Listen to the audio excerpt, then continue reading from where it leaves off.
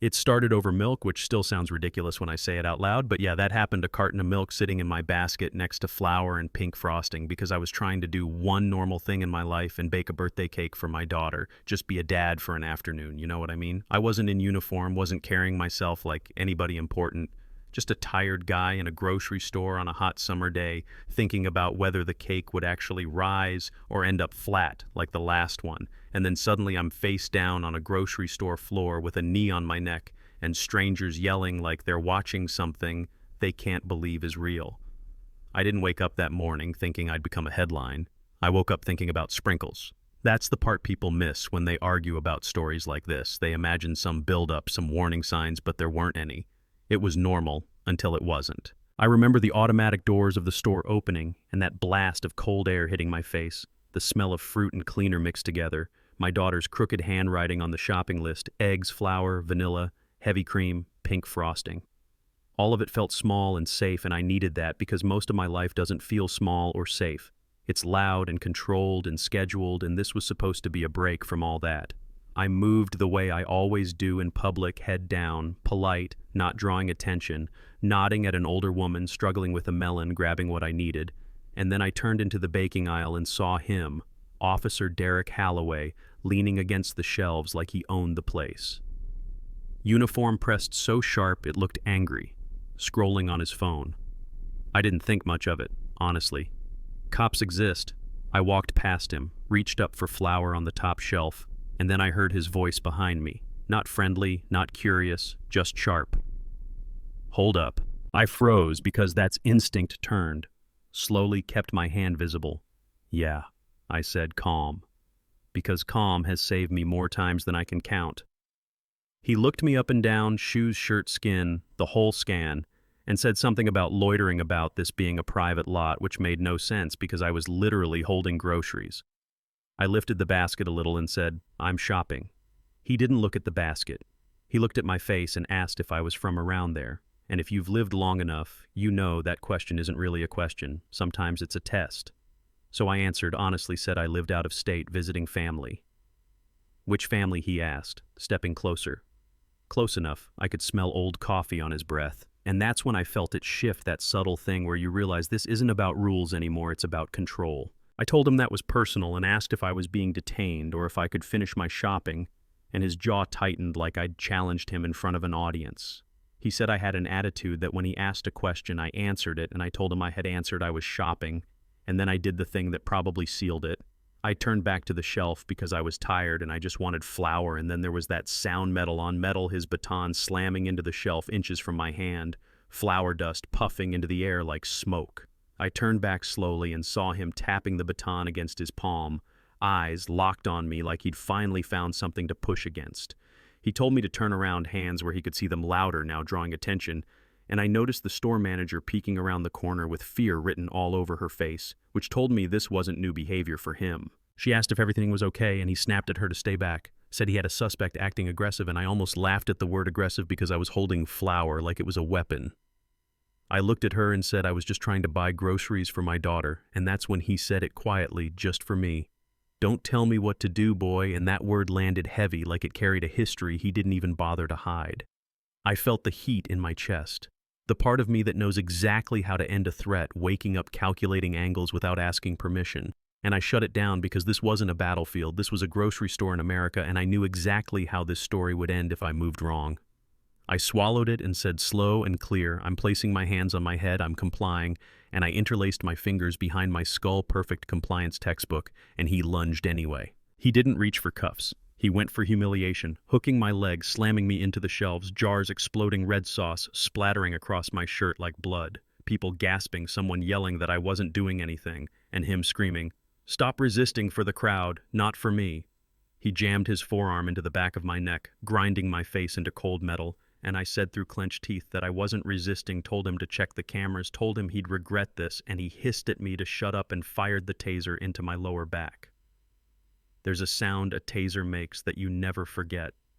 A sharp crack followed by your body betraying you completely. Muscles locking, breath, disappearing pain everywhere at once. And I didn't scream, not because I'm brave, but because I refused to give him that. I went somewhere else in my head, counted my breathing, wrote it out, until I collapsed on broken glass and sticky sauce. He stood over me like a hunter, pointed his taser at a teenager filming, and yelled to back up, called it an active crime scene, lied out loud that I'd reached for a weapon, and when I tried to push myself up just to breathe, he kicked me in the ribs hard, a dull thud that told me something had cracked. He leaned into his radio and described me as a violent suspect, large resisting, and I looked up at him through the haze and told him he had no idea who he'd just kicked. He laughed, nervous and sharp, said, "I was a statistic, slapped cuffs on so tight they bit into my wrists, yanked me up by them like luggage, and shoved me toward the front of the store." It went silent as we passed the checkout, and I remember a young cashier covering her mouth, eyes wide, and I apologized to her out of instinct, said I didn't think I'd be buying that flour today, and he hissed at me to shut up. Outside, he slammed me against the hood of his cruiser, hot from the sun, ordered me to empty my pockets, flipped through my wallet, narrating insults for the other officers arriving. And then he found my federal access card, pulled it out, squinted at it, and for half a second I saw doubt flicker across his face before his ego crushed it. He tossed it onto the hood and declared it fake, added stolen valor and forgery to the list of charges like he was stacking cards to protect himself. And I told him calmly that card was federal property, and if it disappeared, his problems would get a lot bigger. And I saw panic creep into his eyes because now he knew he'd gone too far, and the only way out was to bury me. The station looked like it hadn't changed since the 80s, beige walls, flickering lights, the smell of old coffee, and he paraded me through booking like a trophy, rattling off charges to a tired sergeant who looked at my bloodied face and my sauce-covered shirt, and then at Holloway without a scratch and raised an eyebrow. The sergeant handled my card, felt the hologram, frowned, said it felt real, and Holloway snapped at him to just book me and put me in solitary because I was dangerous. They processed me. Fingerprints, photos, took my belt and laces, and through all of it I stayed quiet, not broken, just counting time, counting who in that building still had a conscience. When they locked me in the cell, I sat on the bench and breathed through the rib pain, and when Holloway walked past later like he wanted me to beg, I asked for my phone call and he smirked and said the phone was broken, maybe tomorrow, and I almost laughed because it was so predictable. I told him denying a call violated due process, and he shrugged. And I looked him in the eyes and said, when I made that call, I wasn't calling a lawyer, I was calling my command, and he laughed like I was playing pretend and walked away. I waited long enough for shift change, long enough for a younger officer to walk the hallway and actually look at me instead of through me. And when she stopped, I asked politely for one call, just one. And she hesitated, said Holloway told her I was violent. And I told her, Holloway lied and asked her if I was lying. What harm one call would do, and if I wasn't, did she really want to be the one who denied my rights? And she glanced at the camera, unlocked the door, handed me the phone, and whispered 5 minutes. I dialed a number I knew by heart, bypassed the usual channels, identified myself, gave authentication codes, and heard the tone on the other end, change from routine to alarmed in seconds. I told them where I was, what had happened, asked for legal support, and asked them to secure the grocery store security footage before it vanished, and the voice on the line told me to stay put, that help was moving, and when I hung up, the officer was staring at me like the world had tilted. I told her gently that her chief's phone was going to ring soon. It did. Hard. The mood in the station shifted, fast boots, moving voices. Low doors opening, and someone unlocked my cell and called me. Commander instead of Mr. brought me water, a chair, a medic, and avoided looking at my wrists like the cuffs might bite them. Holloway came in, still acting tough, asked why I was out, and the chief told him to shut up without even looking at him, and I saw something break in Holloway's face because he wasn't used to that. 10 minutes later, federal vehicles pulled up and people walked in who didn't raise their voices or flash badges. They didn't have to, they just took over, and the legal officer asked me about my injuries, then turned to the chief and demanded every camera file, body cam, dash cam, store footage. And Holloway claimed malfunctions and corruption like it was routine, and one of the agents said calmly that they already had the store footage and were streaming it now. That's when Holloway went pale because the camera didn't care about his story. They gathered around the screen and watched from above as I walked into the aisle holding vanilla, as Holloway closed distance, as I stepped back with open hands as my fingers interlaced behind my head in perfect compliance. And the legal officer paused the frame and said, "That was compliance."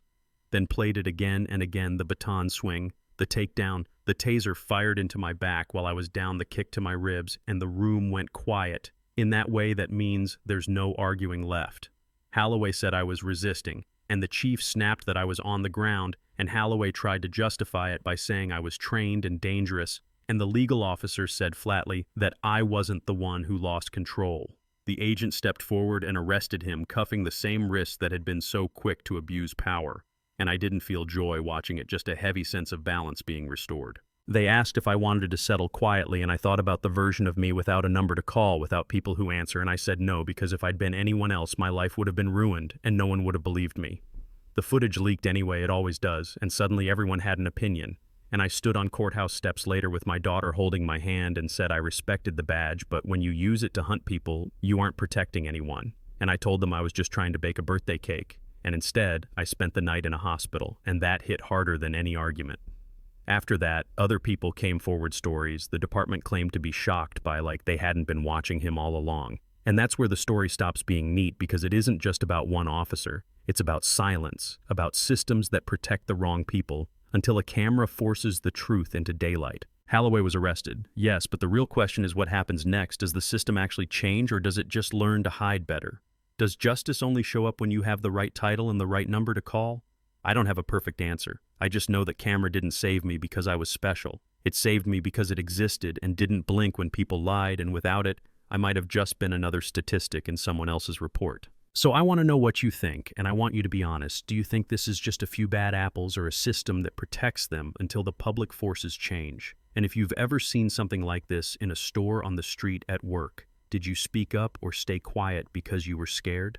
Drop your thoughts below, share your stories, read each other's comments, and if you want more real conversations like this, hit like, subscribe, and share this with someone who still thinks cameras and accountability don't matter, because without that footage, my daughter's cake would have been the least of what I lost.